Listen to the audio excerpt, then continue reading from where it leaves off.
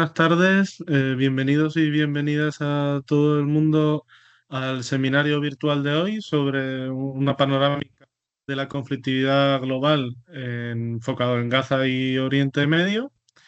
El seminario se centrará hoy en el análisis de las principales guerras y crisis activas en el sistema internacional, con un enfoque en sus repercusiones en la seguridad global desde el final de la Guerra Fría. Se examinará más de manera específica la situación en Gaza y Oriente Medio, identificando los actores involucrados y evaluando las perspectivas para la resolución del conflicto. También se abordará cómo este conflicto se integra en un contexto regional caracterizado por tensiones persistentes, como el papel de la comunidad internacional y el poco compromiso con el derecho internacional humanitario.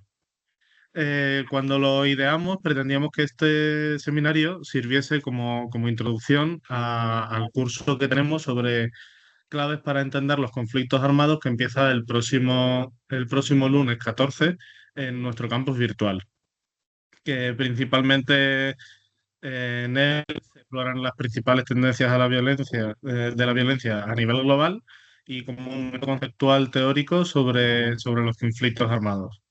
Hoy está con nosotras Mabel González Bustelo, asesora y miembro de la Junta Directiva del IECA, especialista en mediación y construcción de paz, y Jesús Núñez Villaverde, codirector del IECA y especialista en conflictividad, bueno, pues a nivel global. Y ya sin más que decir, agradecerles también a Susi y Mabel por brindarnos la oportunidad de escucharles hoy y pues empezamos cuando queráis.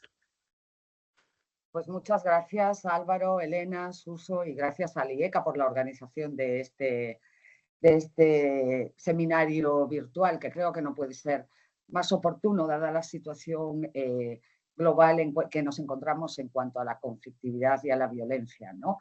Como yo haría un panorama inicial de esa conflictividad global y diría que estamos en una época muy compleja en la que se conjugan diferentes elementos en lo macro y en lo micro, como competencia geopolítica, proliferación de actores armados en distintos conflictos, atomización, fragmentación del número de actores armados, número de conflictos en alza.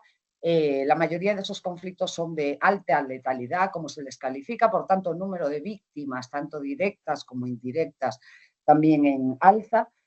Y en algunos contextos especialmente una fuerte tendencia a que no es el momento de negociar salidas, de buscar salidas negociadas a los conflictos. Esto lo estamos viendo en Gaza y lo hemos visto, aunque esto parecería estar cambiando, pero lo hemos visto durante tiempo en relación, por ejemplo, con Ucrania y Rusia, ¿no? Donde, pues, por unas razones o por otras, ha habido ciertas negativas desde diferentes polos de poder a negociar.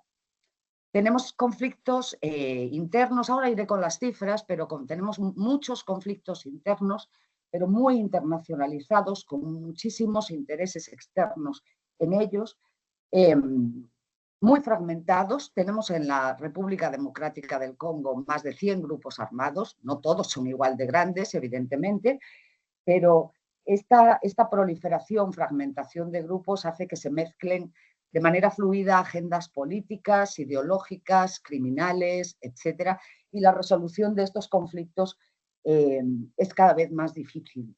Y estamos, desde el ámbito de la mediación, se está en una reflexión sobre que los acuerdos de paz integrales que habíamos visto desde el final de la Guerra Fría y del cual el último ejemplo es el acuerdo de paz de Colombia con las FARC, pero no tenemos más a partir de entonces, son cada vez más esquivos, más difíciles de lograr. Tenemos también enfrentamientos entre potencias en el Consejo de Seguridad, la confianza en el sistema multilateral por parte de muchos países y poblaciones del sur en su punto más bajo, debido también a los dobles estándares que se utilizan en ese sistema multilateral. Y tenemos un cierto debilitamiento de la norma que estaba vigente al menos desde los 90 de buscar soluciones políticas a los conflictos violentos, ¿no? Entonces, esto crea una situación realmente preocupante. Y voy a dar algunas cifras. Hay varios centros que estudian la situación de la conflictividad a nivel global. Estos centros usan diferentes metodologías y, por tanto, les sale, por así decir, al hacer sus cálculos, un número de conflictos armados activos diferente. Pero esto se debe, como digo, a las metodologías que utilizan. Pero vamos a ver que a todos ellos les salen, sin embargo, las mismas tendencias. En el caso del centro de referencia de los globales más cercano que tenemos, que es la Escuela de Cultura de Paz de Barcelona, su último informe habla de 36 conflictos armados abiertos en el año 2023. Es la cifra más alta en una década, con la mitad de los casos en África y con la mitad de los casos siendo conflictos armados de alta intensidad, es decir, aquellos que causan un gran número de víctimas directamente debido a la violencia, caracterizados, por tanto, por elevados índices de letalidad directa, además de los desplazamientos forzados de poblaciones, severas consecuencias sobre el territorio, etc. Y según la escuela, de estos conflictos, un 80% son conflictos internos internacionalizados. Y ahora vamos a ver lo que es eso, pero básicamente significa que se producen dentro de un Estado, por ejemplo en Libia, por ejemplo en Siria, pero donde múltiples intereses externos confluyen y esos intereses son distintos y refuerzan a los distintos actores locales y dificultan las salidas a esos conflictos. Si me voy al segundo de los grandes informes publicados recientemente, el de PRIO, el Instituto de Investigación para la Paz de Oslo, que ha analizado las tendencias de la conflictividad global desde el año 46, o sea, desde el fin de la Guerra Fría, resulta que los años 2021, 2022 y 2023 son aquellos años más violentos, es decir, con más muertes en combate o directamente debidas a la violencia desde el final de la Guerra Fría. Y PRIO calcula que en estos 3 años se han producido 600.000 muertes directamente atribuibles a la violencia y a los combates. En el año 2022, fundamentalmente en Tigré, Etiopía, no solo, pero fundamentalmente, y en el año 2023 en Ucrania y Gaza especialmente.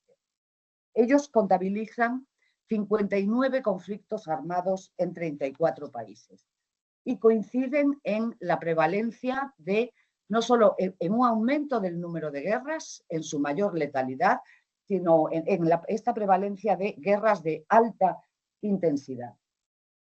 Y por terminar, termino ya con los números, pero el índice global de paz del Institute of Economics and Peace cuenta actualmente 56 conflictos activos, el número más grande desde la Segunda Guerra Mundial, dicen, y ellos ponen incluso un número a esa internacionalización de los conflictos.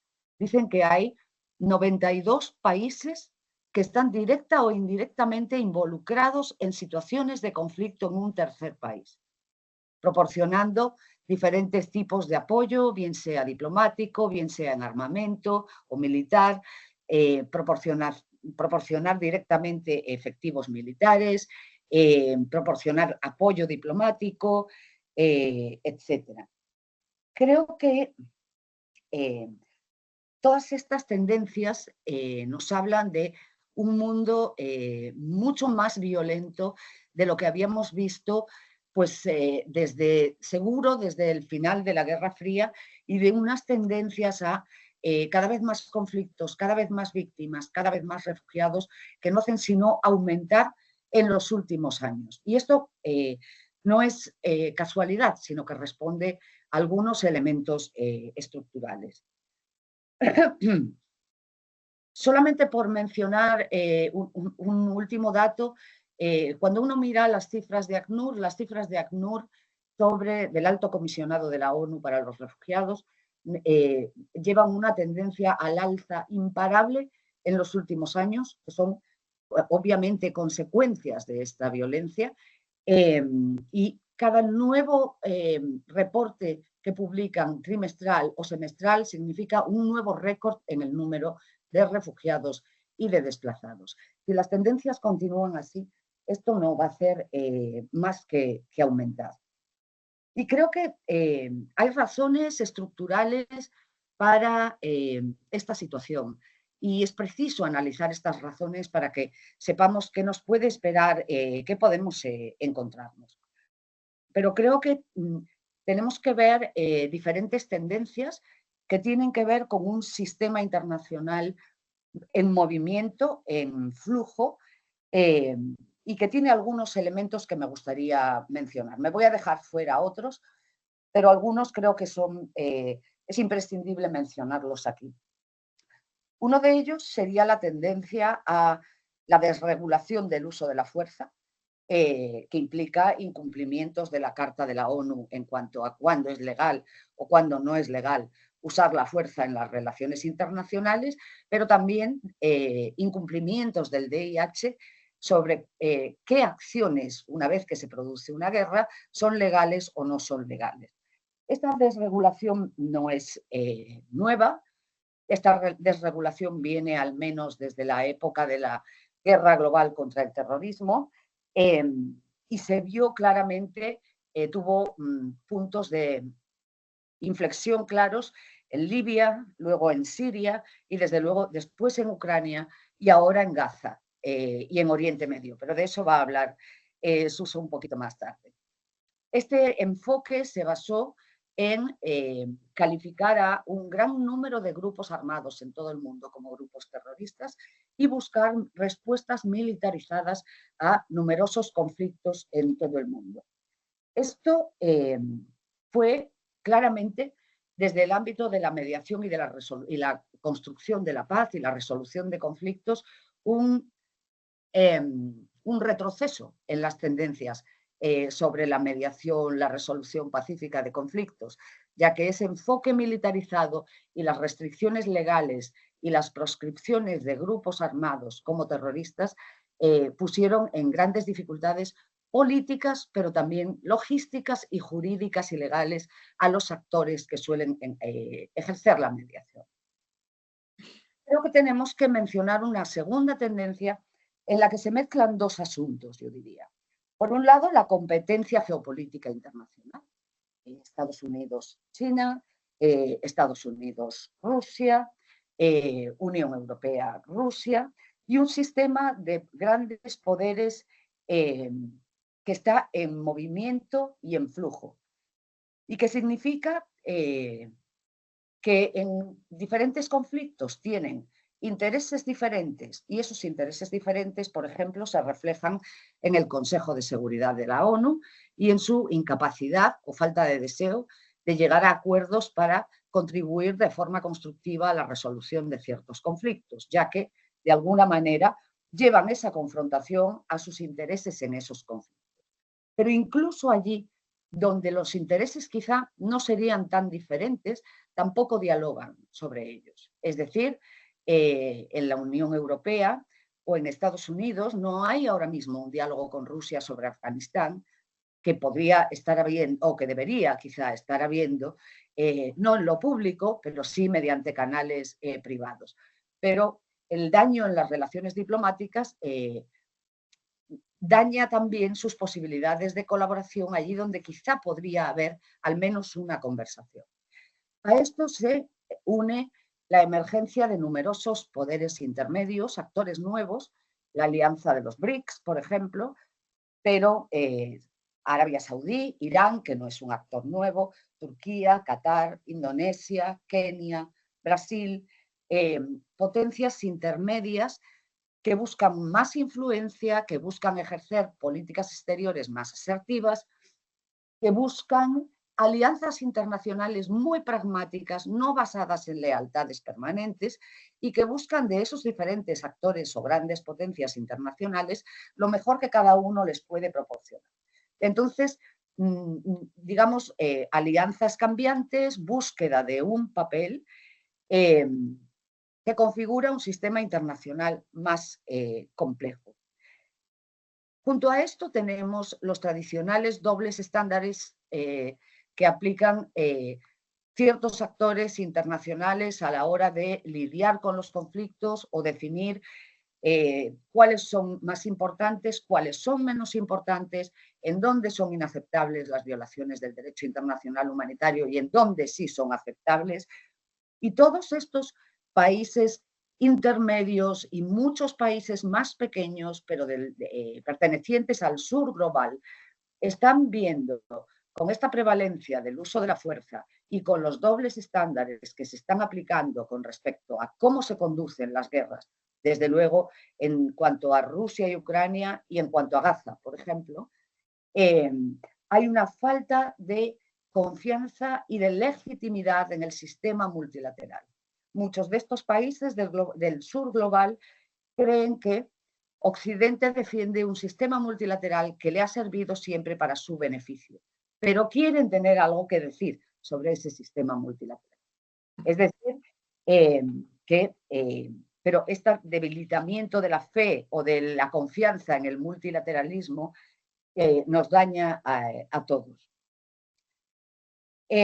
Por otro lado, en el tercer lugar, y ya iría con otro cuarto punto, y nada más por el momento, pero ese debilitamiento de la norma de que está presente en numerosos documentos de la ONU y de otros organismos internacionales, de que es preferible, más ético e incluso más barato buscar soluciones políticas y negociadas a los conflictos violentos que reconstruir sociedades una vez que el conflicto ha ocurrido y una vez que hay que afrontar ese gran número de víctimas.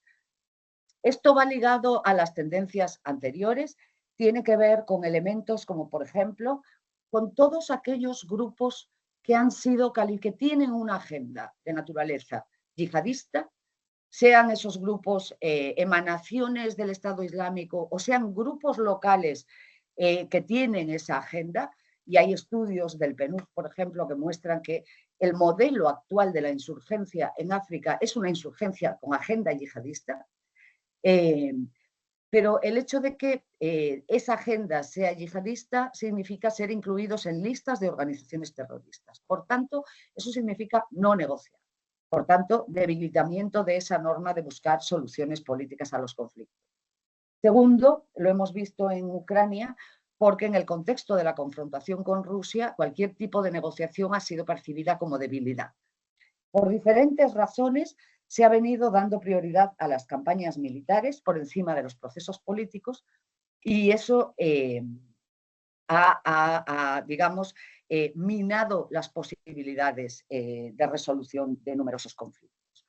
Y luego tenemos un factor endógeno a los propios conflictos que sería, antes hablaba de la proliferación de conflictos armados, ahora me gustaría mencionar la proliferación de grupos armados.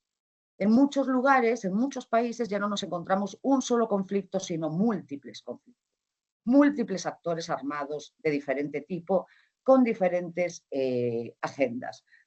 El Comité Internacional de la Cruz Roja publicaba un estudio en el 2023 y decía que contabilizaba 459 grupos de preocupación humanitaria activos globalmente a mediados de 2023. Grupos armados no estatales. Estos grupos, aquí el CICR contabilizaba insurgencias, grupos paramilitares, grupos calificados como terroristas, grupos del crimen organizado con control territorial en algunos lugares, etc. Pero decía, y creo que las cifras son muy impresionantes, que 195 millones de personas vivían bajo el control de esos grupos alrededor del mundo y que al menos el 80% de esos grupos proporcionaban algún tipo de servicio público a las poblaciones bajo su control. Seguridad, protección, justicia, no entramos a discutir qué tipo de justicia, y alguna provisión de servicios sociales como salud o educación, además del cobro de impuestos. Esto significa, esta proliferación de grupos significa que en muchos lugares un acuerdo de paz ya no se podría negociar con un solo grupo, sino que habría que negociarlo con varios, lo cual hace las cosas mucho más complejas, pero a la vez, a medida que estos grupos se expanden, la legitimidad y la capacidad del Estado se deteriora, se agudiza su deterioro.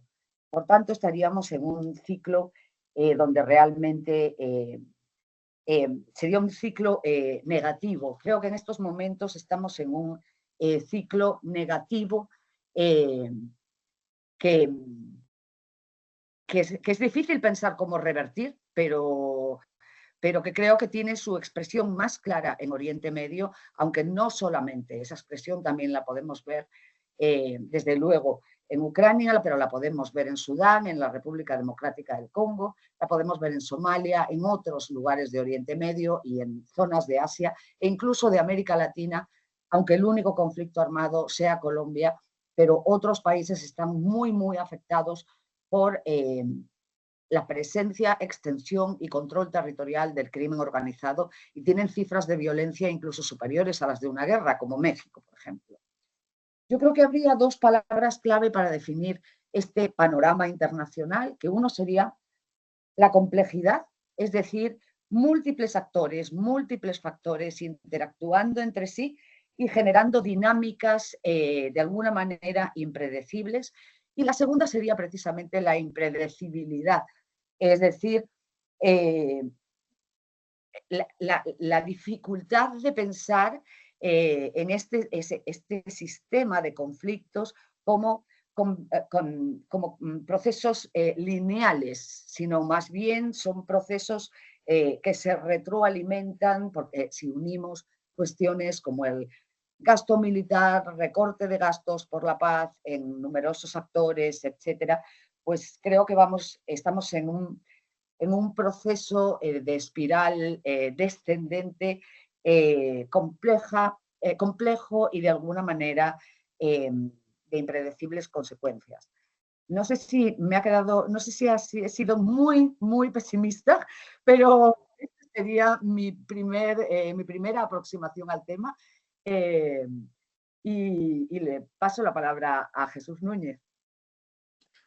Muchas gracias, Mabel. Yo creo que si tu tono ya ha sido de esa complejidad, destacando esa complejidad y esa impredecibilidad que inevitablemente apunta a un panorama oscuro, si nos vamos a lo que está ocurriendo ahora mismo en Oriente Próximo y Oriente Medio, esa oscuridad se acrecienta, desde luego. Porque en cualquiera de las fuentes que Mabel nos ha mencionado para saber qué tipo de conflictos y cuántos hay en el planeta, en todas ellas aparece desde luego un conflicto ya desgraciadamente clásico, porque es muy prolongado en el tiempo, hablamos de décadas, como es el que se suele denominar palestino-israelí, o en términos más amplios el árabe-israelí, en la medida en la que afecta no solamente al territorio que hay entre el río Jordán y el mar Mediterráneo, sino que va mucho más allá, y ahora mismo tenemos que citar ya de inmediato a Irán, por tanto un país del Golfo, que también está claramente implicado en estas dinámicas que se viven en la zona. Si vamos hacia un mínimo análisis de ese conflicto, entendiendo que la sesión, como ya apuntaba Álvaro inicialmente, trata únicamente de ir introduciendo un temario que vamos a desarrollar en mucho más detalle a partir del día 14 y que por tanto os invitamos a matricularos en el curso para poder, en la medida que estéis interesados en ello, poder entrar en un mayor conocimiento y en matizar algunas de las cosas que ahora simplemente estamos apuntando. Podremos ver cómo en el caso de, ya digo, lo que ocurre en Oriente Próximo y en Oriente Medio es una aceleración de un conflicto que ya venía de atrás.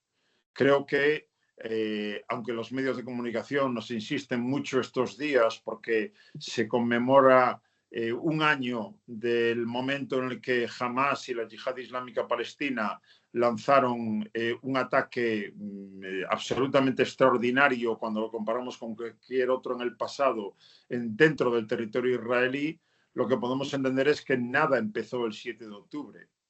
Hay que entender que ya llevamos 6 guerras árabe-israelíes Llevamos ya 2 intifadas palestinas, es decir, 2 movimientos de resistencia por parte de la población ocupada contra la población ocupante, una a finales del siglo pasado y otra en el inicio de este siglo.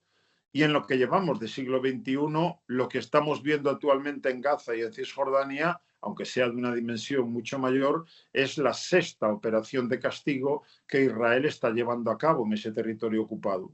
Por lo tanto, insisto, nada empezó el 7 de octubre. Lo que sí ha habido, en cualquier caso, es una aceleración. Una aceleración que cabría caracterizar como un incremento de la barbarie a escala regional, impulsada esa barbarie por actores estatales en unos casos, no estatales en otros, que diría actores iluminados, iluminados por diferentes ideologías que le hacen pensar que la violencia es el mejor modo de conseguir sus objetivos, aunque la historia les siga demostrando, nos demuestra a todos, que por ese camino ninguno ha conseguido lo que buscaba. Ni Israel ha conseguido nunca eliminar a sus enemigos y ser reconocido en frontera segura por la totalidad de los estados vecinos, ni tampoco grupos como Hamas o la Yihad Islámica Palestina o la milicia chií libanesa de Hezbollah y tantos otros que pululan en la zona han logrado nunca, tal como proclaman habitualmente, destruir a Israel y echarlos al mar.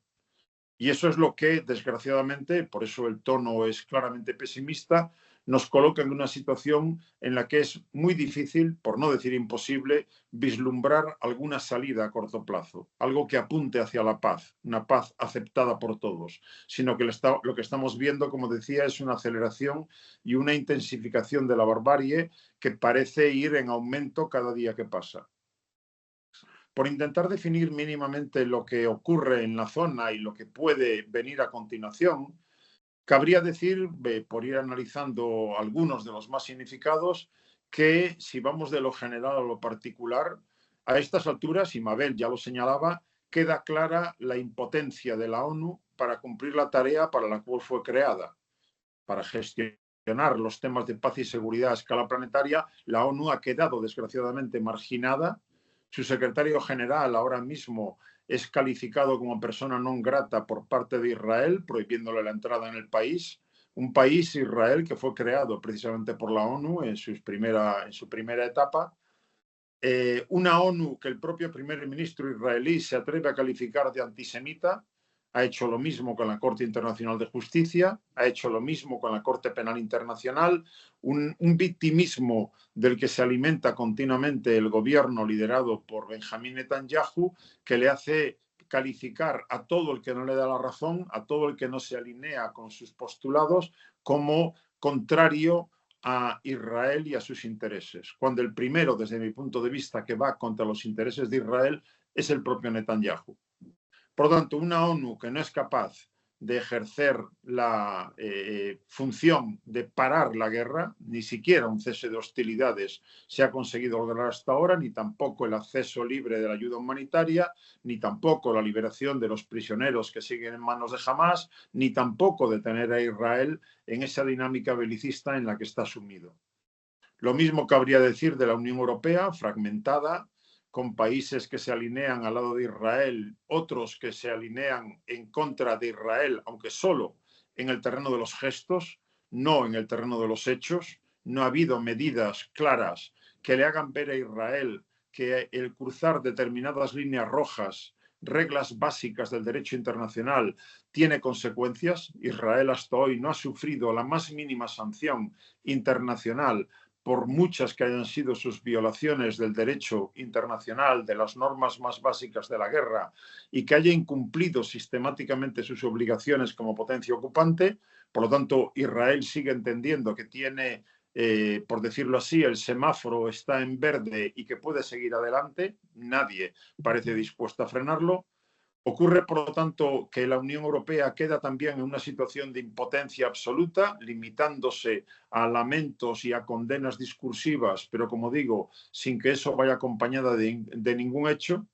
Y lo mismo cabría decir del conjunto de los gobiernos árabes, que demuestran claramente su incapacidad, su falta de voluntad para responder a su propio discurso, que es el de alinearse con la causa palestina, pero también para hacer valer, con las palancas que tienen, hacer valer ante Israel la necesidad de que se cumpla con el derecho internacional. Luego, desde ese punto de vista, si entendemos que por encima de los actores implicados directamente en el conflicto no hay ahora mismo ninguna instancia con capacidad para hacerles entrar en razón, por decirlo así, veamos lo que ocurre con los actores directamente implicados.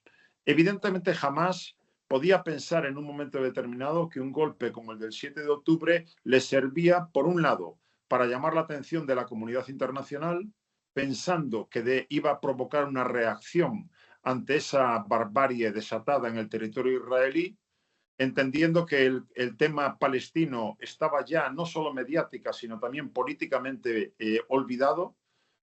Desgraciadamente para ellos eso no ha ocurrido, no ha habido una reacción de la comunidad internacional que apunte hacia una mayor atención al tema palestino.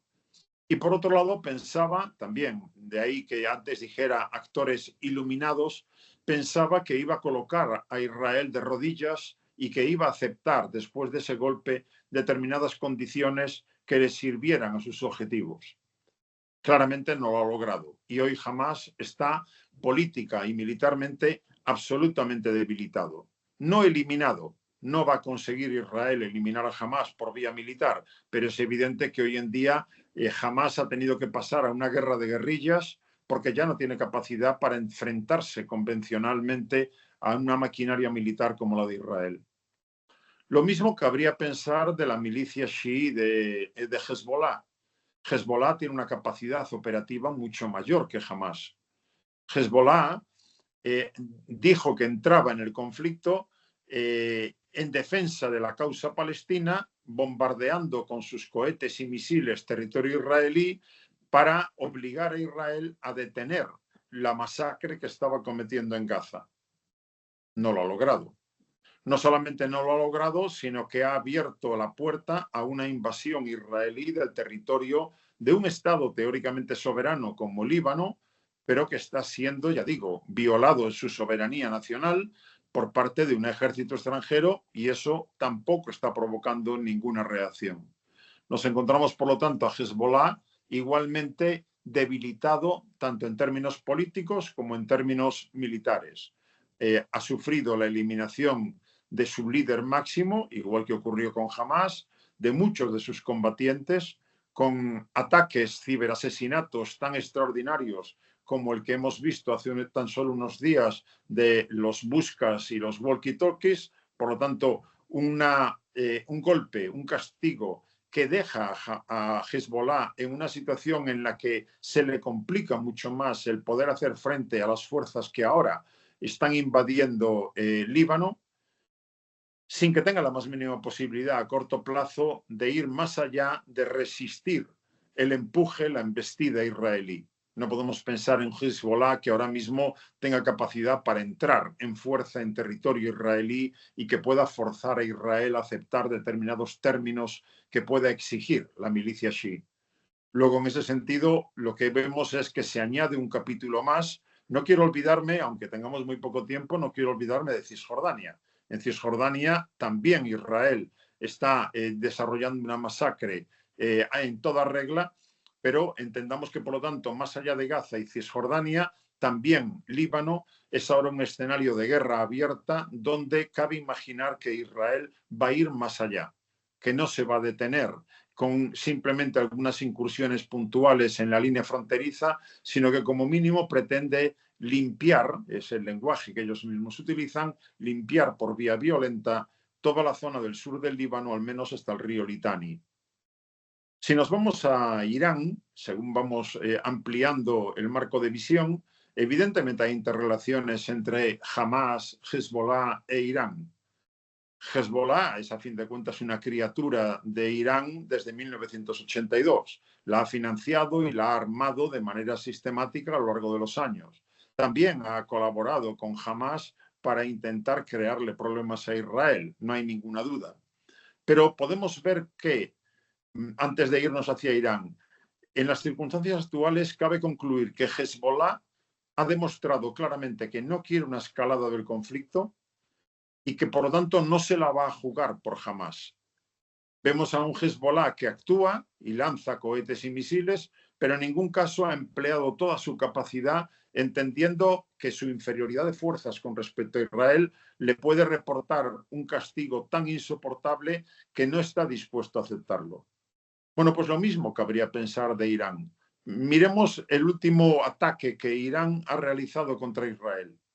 Un ataque con 180 misiles balísticos que el propio régimen iraní dice que es la respuesta al ataque de Ismail Haniyeh, el líder de Hamas, a la muerte, al asesinato de Hassan Nasrallah, el líder de Hezbollah, y de algunos altos mandos militares de los Pasdarán iraníes. Es decir, Irán, con el golpe de 180 misiles, ha querido indicarle claramente a Israel que hasta ahí quiere llegar, que con eso siente que ya ha respondido y que si es por Teherán, ahí podía quedar el asunto. Por otro lado, tampoco ha buscado coordinar con Hezbollah el lanzamiento de miles de cohetes y misiles, y podría hacerlo, miles, no 180, para intentar saturar los sistemas de defensa antiaéreos israelíes y crear el pánico dentro de la población israelí. No lo ha hecho tampoco. Creo que hay suficientes indicios que muestran que Irán tampoco se la va a jugar por Hezbollah por la misma razón. Se siente débil con respecto a Irán y no quiere servir de excusa para que Israel, junto con Estados Unidos, puedan lanzar una campaña militar abierta que le supondría también un coste insoportable. ¿Dónde nos deja eso? Si Hamás no, Hezbollah tampoco e Irán tampoco, ¿quién está ahora impulsando la ampliación y la prolongación del conflicto? Desde mi punto de vista es bastante obvio, Israel, por dos factores fundamentales. Uno es el del propio gobierno israelí, el gobierno más extremista de la historia de ese país, iluminado por una ideología supremacista que les hace creer que están ante la oportunidad histórica de conseguir el dominio de todo el territorio que hay entre el río Jordán y el mar Mediterráneo, solo para crear un Estado y consolidar un Estado solo para los judíos. Y por lo tanto se trata de hacer insoportable la vida a los palestinos para que entiendan que ahí no tienen futuro alguno y que decidan abandonar ese territorio, dejándolo, por lo tanto, para completar el sueño sionista de tener un Estado único para los judíos en ese suelo, en ese territorio. Y a eso se une, y ahí siempre cabe retener el nombre de Smotrich y de Ben-Gvir, dos de los más significados miembros de ese gabinete, a eso cabe añadir otro factor, un factor en este caso muy personal, que se llama Benjamín Netanyahu.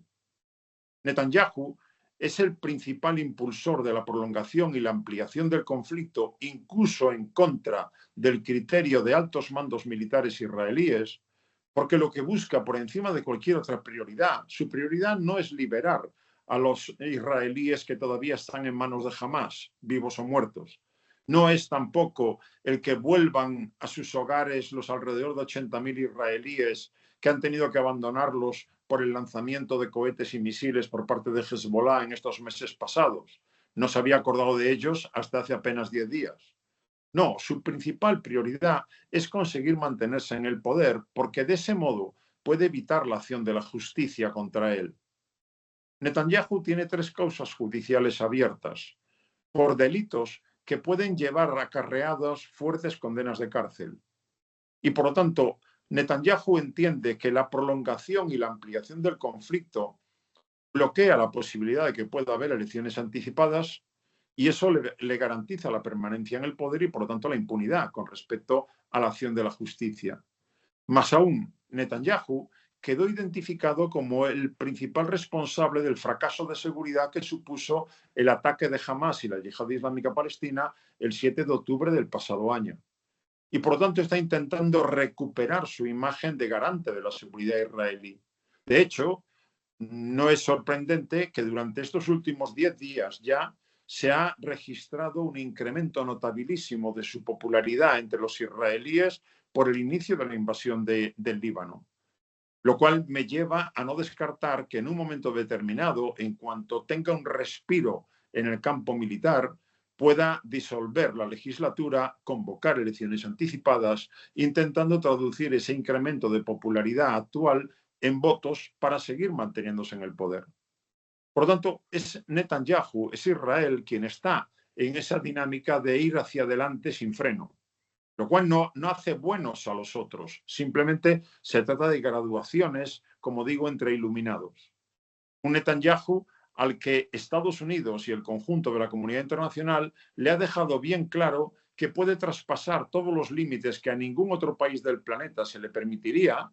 Recordad que cuando Mabel habló de las dobles varas de medida, hacía referencia por un lado a Ucrania y por otro lado a lo que ocurre en Palestina, y que por lo tanto, si entiende que no hay consecuencias por ninguno de esos actos, no nos puede extrañar que quiera seguir adelante en esa misma dinámica. Una dinámica que ya él define claramente como la creación de un nuevo orden.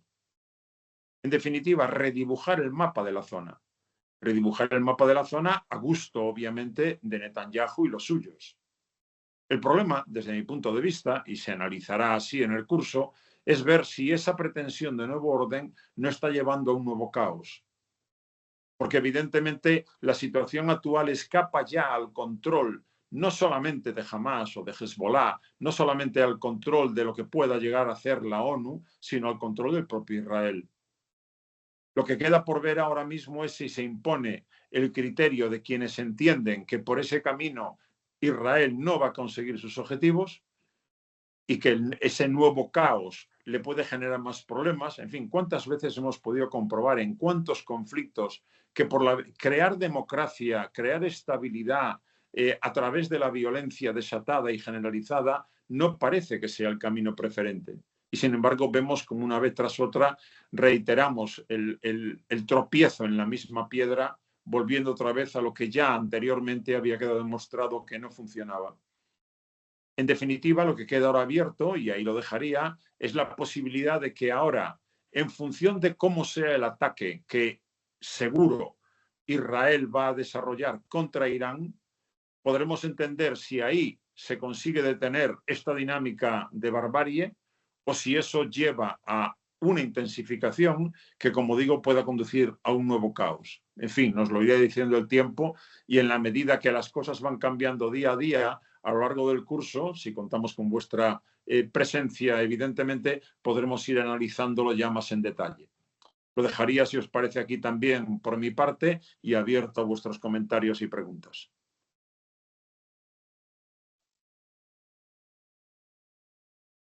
Pues muchísimas gracias, Jesús y Mabel, por darnos pues esta panorámica, ¿no?, de la conflictividad global y más en concreto de la situación en Palestina y Oriente Medio. Ahora pasaríamos a la parte de las preguntas del público, que os animamos también a que si queréis podéis hacerlo en voz alta, solo tendréis que levantar la mano, ¿no?, de Teams y os abriríamos el micrófono. De momento, en lo que se anima a la gente, hay una pregunta de Miguel, que os la leo. Muchas gracias por las exposiciones. Tengo dos preguntas. Una, ¿qué debería leer para tomar una visión global de los nuevos retos a la seguridad para España? Y dos, hemos visto en el último año como varios gobiernos autonómicos se han posicionado a favor de Israel, mientras que el gobierno central no ha sostenido esta política. ¿A qué se debe ese clivaje en España? Recuerdo el reconocimiento de Palestina por parte del PP en el 2014 en el Congreso. ¿Qué ha cambiado? Muchas gracias.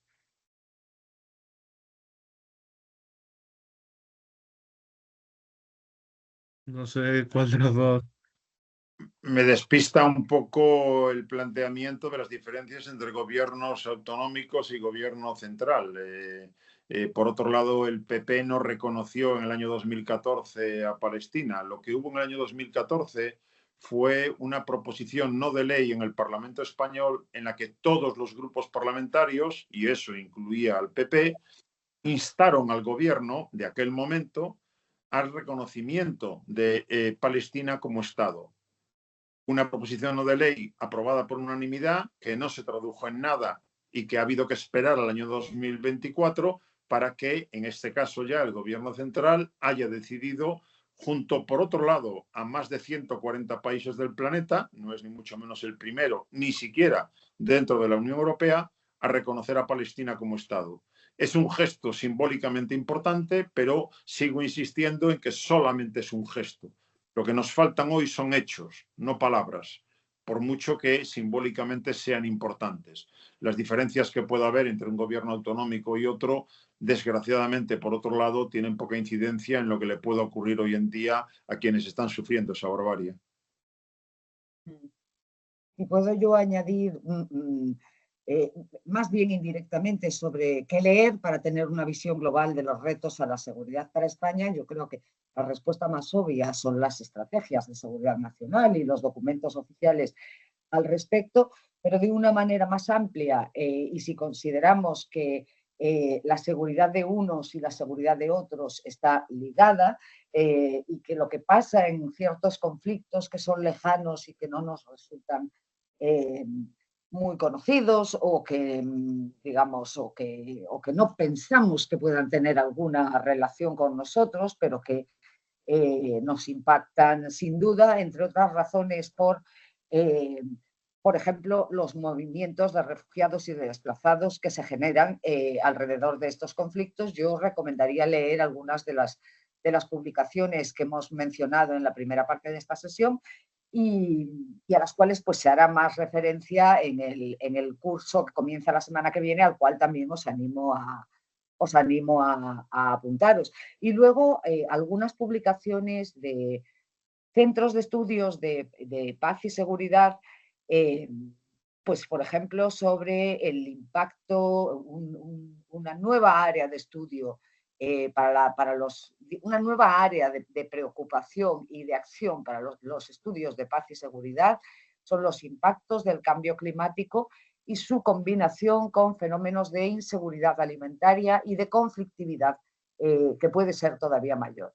Esto obviamente no quiere decir que la respuesta al cambio climático pueda ser militar, igual que a muchos otros de las amenazas reales que vivimos en el mundo de hoy, e incluso la respuesta militar a los conflictos o, como decía Jesús, la pretensión de exportar democracia a base de ataques militares ha demostrado ser bien fallida en numerosos contextos, pero en el caso de estas nuevas amenazas, desde luego, no tienen respuesta militar, pero creo que son crecientemente estudiadas en el ámbito de la paz y la seguridad. No sé si Jesús querría añadir algo. Vale, pues pasamos a la siguiente pregunta. Si os parece, le voy a dar el micrófono a Fernanda Eugenia, perdón. Cardoso Caballero, te voy a liberar el micrófono. Puedes silenciarte cuando quieras y lanzar tu pregunta. Muchas gracias. Buenos días desde acá, desde México. Mi duda es en función de qué incidencia tiene la opinión pública con respecto a las acciones que puede tomar un país proyectando su descontento en cuanto al tema Israel-Palestina. Y lo digo por lo siguiente.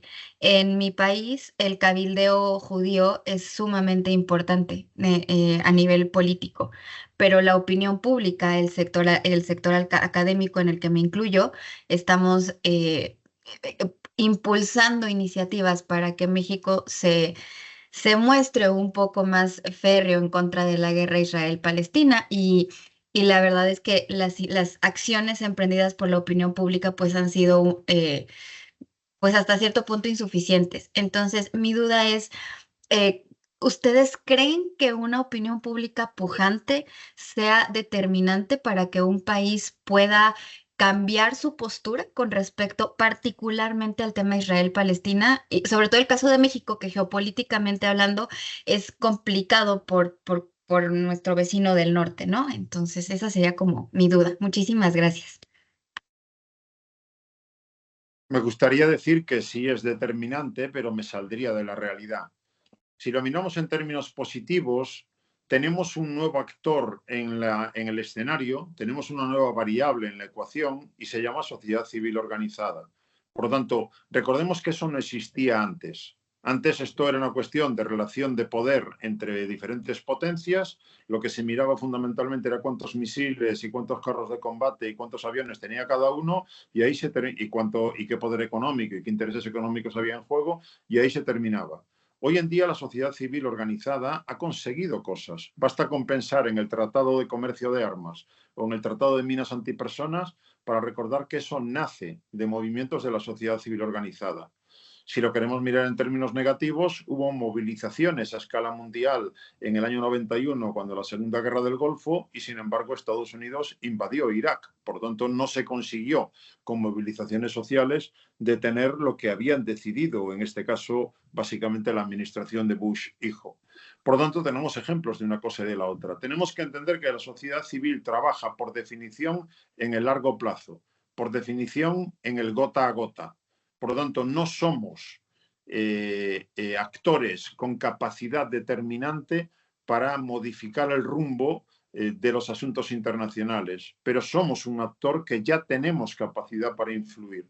Y por lo tanto se trata de, como venimos diciendo habitualmente en estos casos, de informarse, de sensibilizarse y de movilizarse en la medida en la que tanto los gobiernos a diferentes niveles como los actores económicos multinacionales sienten esa presión de ciudadanos y esa presión de consumidores, y por lo tanto van actuando cada vez más en consecuencia, lo cual, insisto, nos convierte en elementos de la ecuación, aunque no seamos el elemento principal.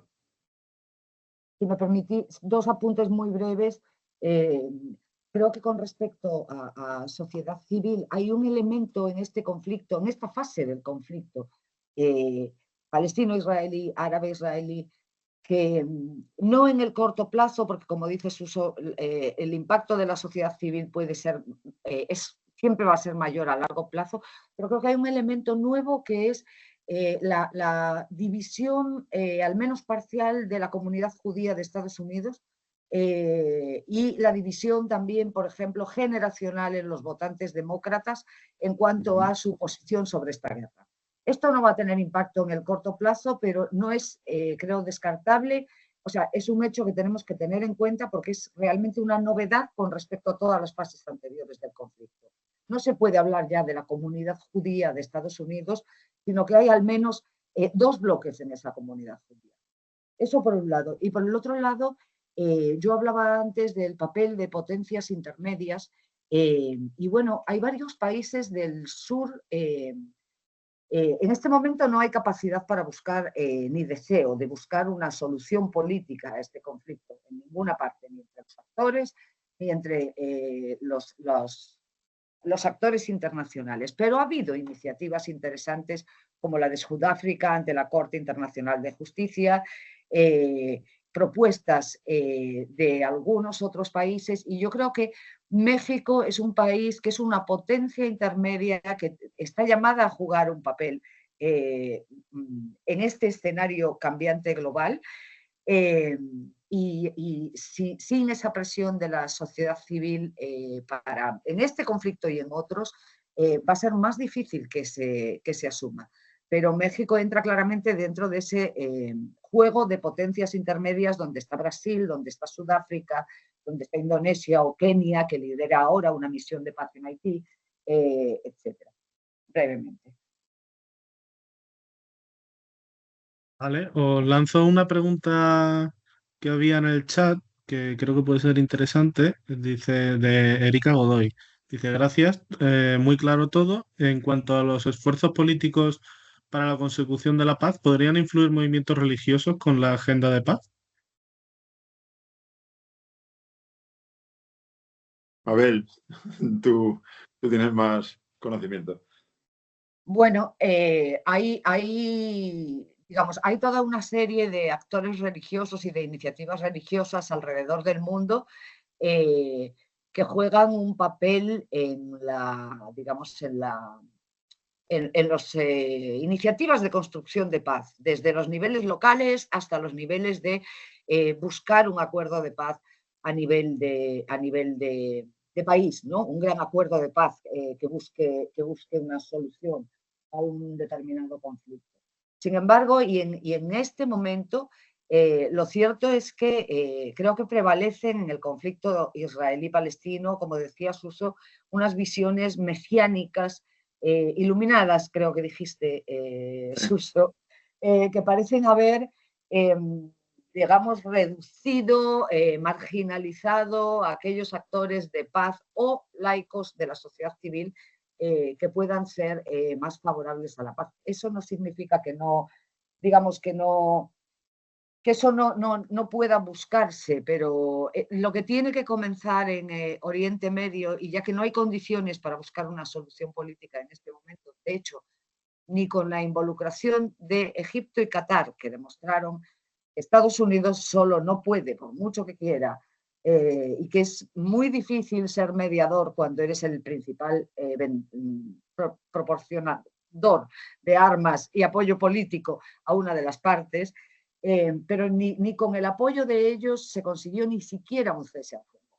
Entonces, una de las vías, desde luego, es no dejar las iniciativas de largo plazo, que pueden ser iniciativas de track-to, de sociedades civiles, de pequeña escala, de fomento del diálogo dentro y entre esas sociedades, pero estamos hablando de dinámicas de largo plazo. Yo no veo las condiciones para que, porque no creo que haya deseo en la llamada comunidad internacional, concretamente en Occidente, de presionar a las partes, especialmente a la parte que está ahora más interesada en continuar el conflicto, a que se siente a negociar nada.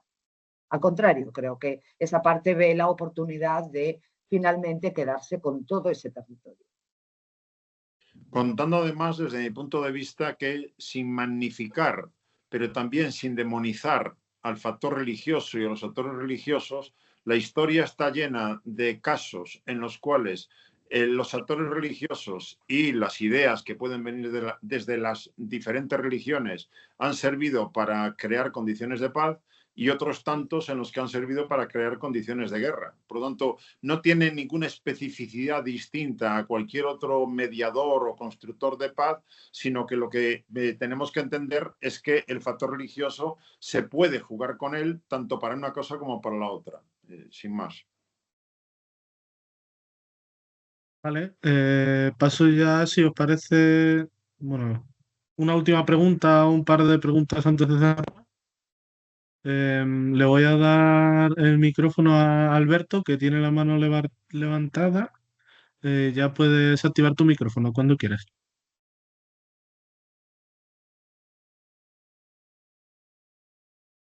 No se te oye, Alberto. Está silenciado.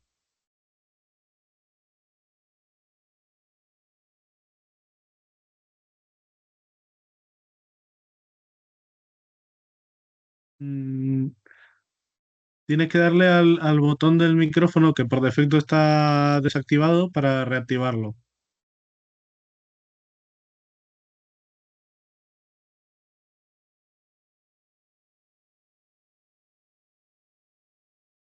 No.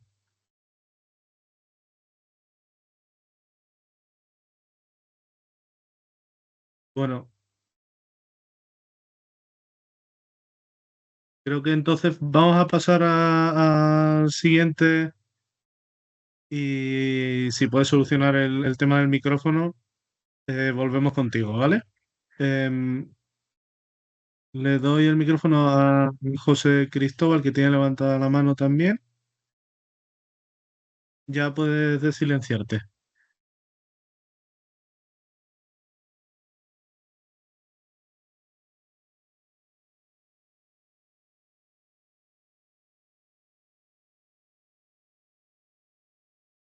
Parece que tampoco. Em, bueno, pues queda otra persona con la mano levantada. A ver si hay un poco más de suerte. El perfil se llama Dirección Institucional. Por otro lado, pueden por chat quizá hacer llegar la Sí, pregunta, puedan hacerlo por el micrófono. Sí, buenas tardes. Muchísimas gracias a Mabel, a Jesús Núñez, por las exposiciones excelentes ambas.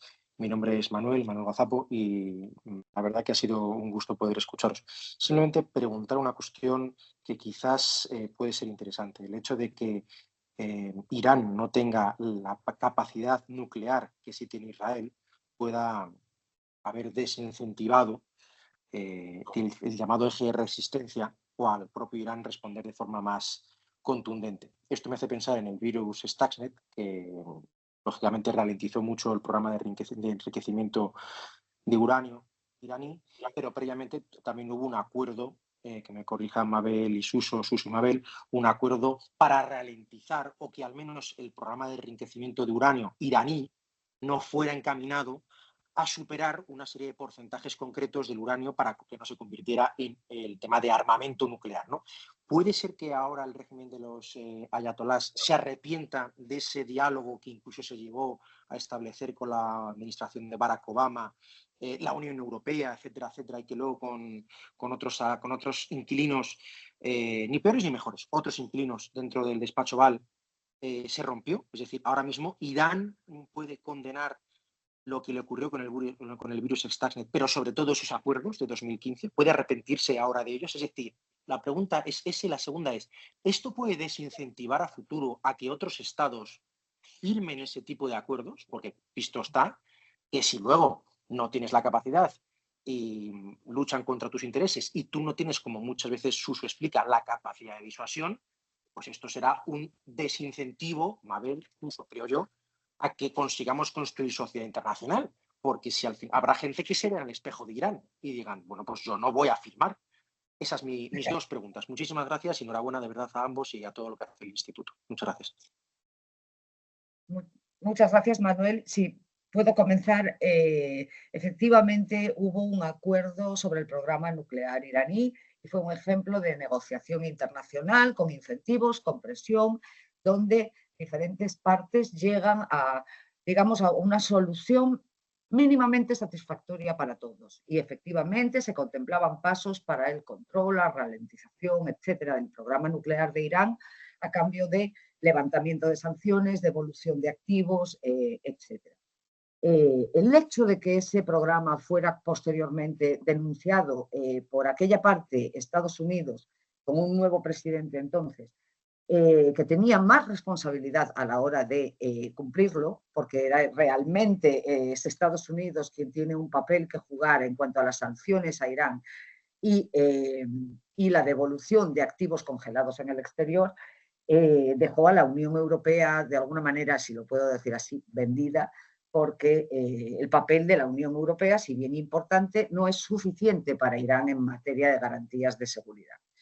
Si se arrepienten, bueno, pues yo no estoy segura, claro, pero sospecho que pueden haber llegado a la conclusión a la que llegan otros, que es que finalmente, y más con la situación actual de ahora mismo, la posesión del arma, y esto es triste, pero la posesión del arma garantiza una disuasión que el no tenerla, pues no te garantiza.